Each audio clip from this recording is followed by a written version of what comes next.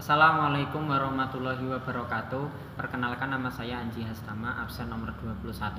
Saya di sini akan menjelaskan sedikit tentang proses memandikan jenazah dan mengkafani jenazah. Sebelum memandikan jenazah, hal yang perlu diperhatikan adalah menyediakan tempat untuk memandikan. Tempat untuk memandikan jenazah harus tertutup atau ada aling-alingnya. Yang kedua, saat memandikan, mayat tidak boleh kelihatan auratnya, walaupun oleh yang memandikan itu sendiri. Persiapan yang ketiga, bagi mayat laki-laki harus dimandikan oleh sesama laki-laki. Mayat perempuan harus dimandikan oleh sesama perempuan. Kemudian sediakan air yang suci untuk memandikan mayat tersebut. Kalau bisa dicampur dengan daun bidara. Lalu sediakan juga air khusus yang dicampur dengan kapur barus atau kapur biasa yang nanti akan disiramkan terakhir kepada mayat. Kemudian cara memandikan mayat. Yang pertama, dalam memandikan mayat harus tertutup auratnya, bahkan oleh yang memandikan itu sendiri. Kedua, untuk meletakkan mayat saat dimandikan itu boleh di pangku, boleh diletakkan di atas bangku, atau boleh diletakkan di tempat untuk memandikan mayat. Kemudian yang ketiga, bersihkan perut mayat dari kotoran-kotoran dengan cara menekan atau mengurut perut mayat sambil punggung dan kakinya diangkat sedikit, lalu bersihkan sampai suci. Kemudian yang keempat, siramlah anggota-anggota badan bagian kanan yang terlebih dulu, siramlah anggota-anggota wudhu, tapi bukan diwuduni. Jadi bagian wudhu disiram dengan air yang sudah dicampur dengan daun bidara jika ada. Setelah itu siram anggota-anggota badan sebelah kiri, depan, belakang, kemudian sabun dan sucikan. Kalau sudah selesai, itu baru dikatakan satu sucian. Dalam memandikan mayat boleh 3 kali sucian, 5 kali sucian, atau 7 kali sucian. Disunahkan di situ ganjil.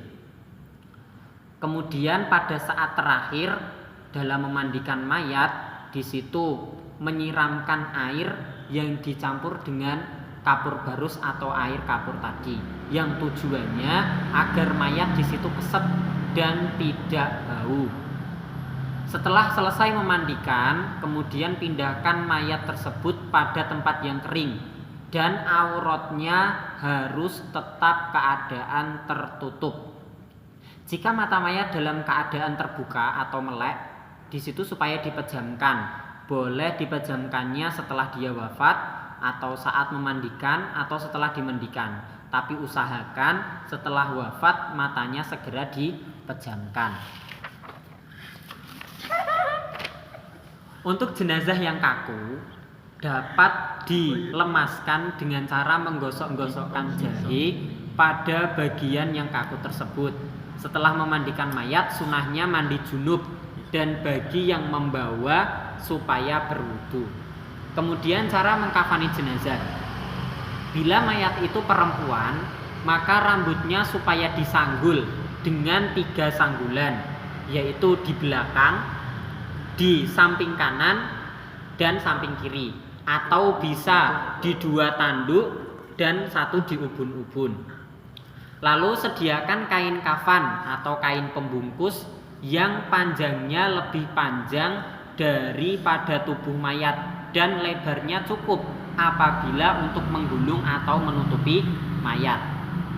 Catatannya, bila lebar kain tidak mencukupi, maka gunakan 2 atau 3 lembar kain. Caranya dibentangkan menumpuk atau melebar. Membungkus mayat yang terpenting adalah rapat, dan kain pembungkusnya yang bagus tidak harus berwarna putih, tapi lebih baik atau disunahkan kalau warnanya putih. Adapun penggunaan kapas, kalau badannya masih baik, tidak diberi kapas tidak apa-apa. Tapi kalau badannya luka, keluar cairan, maka boleh diberi kapas secukupnya. Setelah itu buatlah tali dengan menggunakan sisa kain kafan itu. Bisa 3 atau 5 utas tali. Sebelum kain kafan dibentangkan, terlebih dahulu supaya di bawahnya diberi tali. Lalu letakkan mayat di atas kain kafan dengan keadaan tangan sendakap seperti orang yang sholat, dan boleh diikat bila tangannya kaku. Bungkus mayat dengan rapi, lalu ikat dengan 3 atau 5 utas tali tadi. Apabila menggunakan 3 utas tali, maka tempat penaliannya ada di atas kepala, di tengah, dan di ujung kaki. Jika menggunakan 5 utas tali, maka di atas kepala, di dada, di perut, di lutut, dan di bawah kaki. Setelah memberi wangi-wangian pada mayat, kecuali bila mati dalam keadaan ihram. Kemudian masukkan mayat ke dalam keranda, terus dikubur. Sekian, terima kasih. Wassalamualaikum warahmatullahi wabarakatuh.